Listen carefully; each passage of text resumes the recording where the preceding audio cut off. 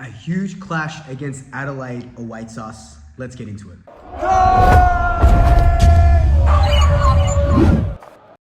So before we jump straight into it, I've still got that giveaway going over on my Instagram page, Facebook page.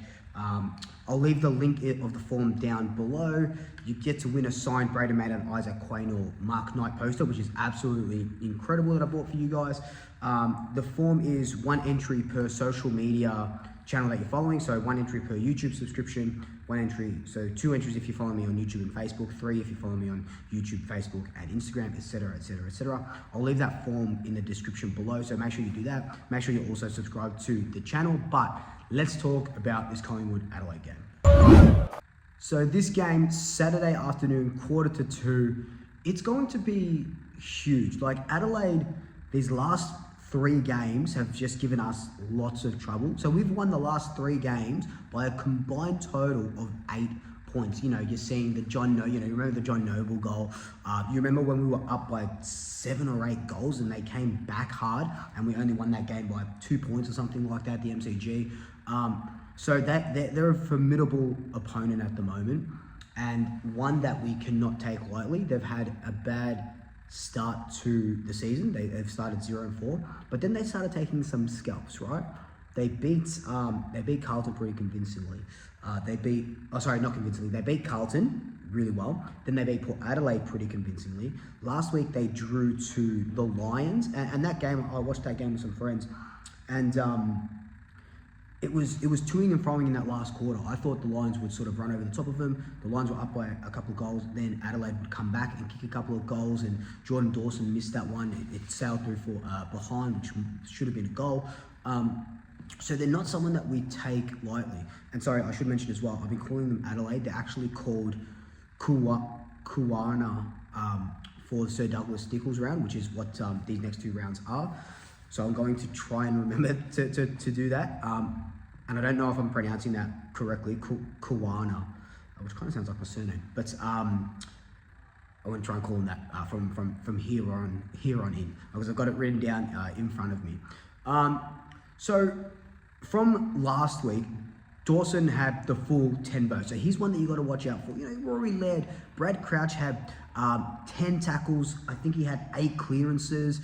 Rankin, people are saying that, or not people, media commentators are saying that in the next couple of weeks, Rankin might be, you know, in the top 3 best players in the competition. So they're really dangerous when they want to be. That's the thing.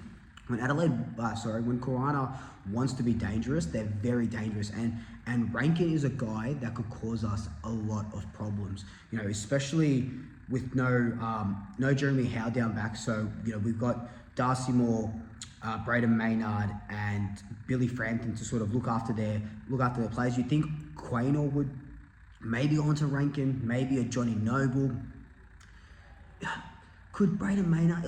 Honestly, it doesn't matter sort of who's playing on him. You know he's going to be good for a couple of goals. He's going to do some fancy stuff.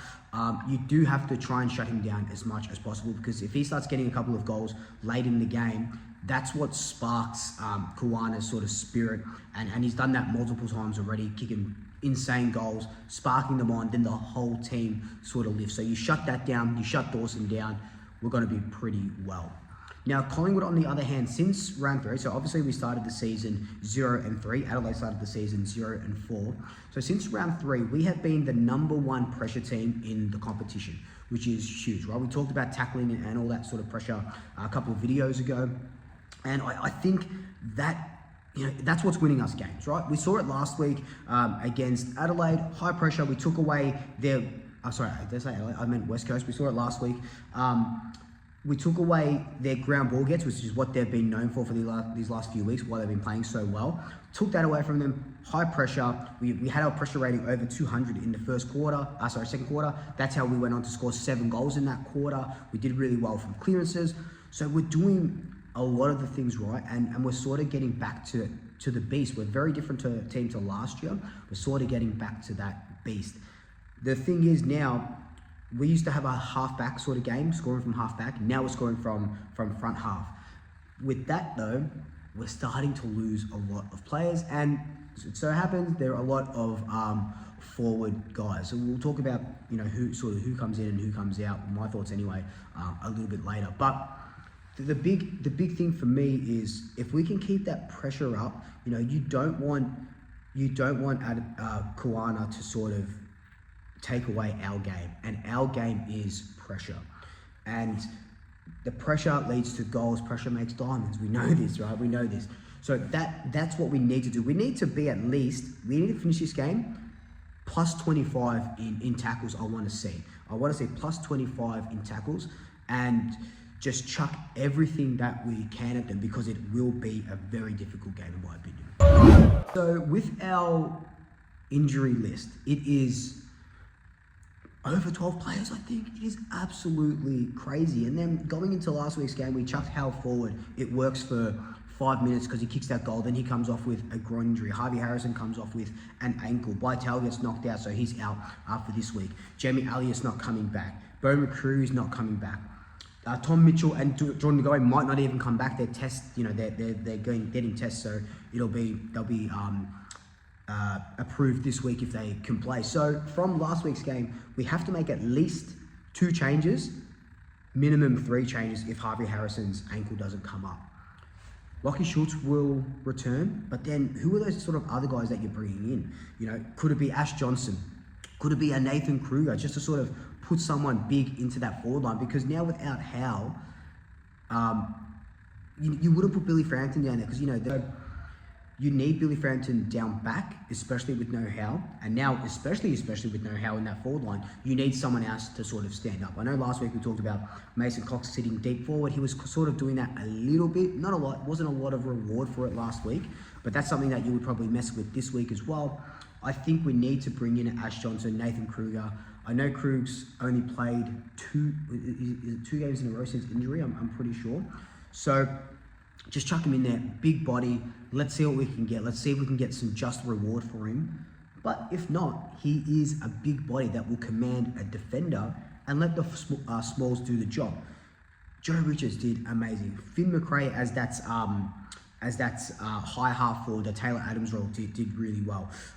Reef McGuinness, 3 goals, so he did really well. But Reef isn't that guy that's a big full forward. He needs a second volley. It needs to be Mason Cox, Reef McGuinness, and Ash or Nathan Kruger. The beauty about it is these last couple of weeks, I'm pretty sure we've had 10 individual goal kickers in both of those games. And only last week we had a couple of multiple goal kickers. The week before against Carlton, we had only Nick Dacos was our multiple goal kicker.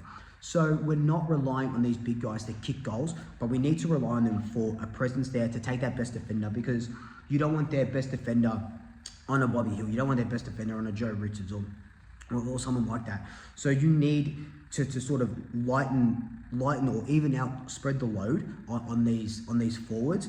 And our small forwards are doing the job incredibly well, and we absolutely love that. Bobby Hill, Joe Richards played his first game. He looked like he'd been playing 200 games. So, you know, maybe he doesn't live up to last week's standards that he set, because they're pretty high. But maybe he does chip in for another couple of goals. Midfielders need to kick a little bit more goals as well. I think we're well placed to win this game, but I know that Adelaide are going to give us everything they possibly can. My big call and prediction. Now, my big call is that it might not even come to fruition via tomorrow night, but my big call is that Ash Johnson comes in, kicks 3 goals, and my prediction is that we win by 19 points. So I think it's going to be a close game.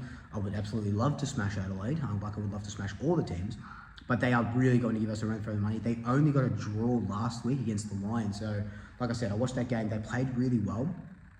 Bit inaccurate when the time counted, so they're going to want to rectify those mistakes a little bit. They're definitely a better team now than they were at the start of the season when they started 0-4, and it's kind of like the tale of our season as well, where we've come really good, but if we want to start cementing wins and cementing our spot in that 8, and we could move up to high on the ladder if we can just start winning games, because we're in a bit of a precarious position at the moment, because there is a couple of teams in and around that eighth spot that we are.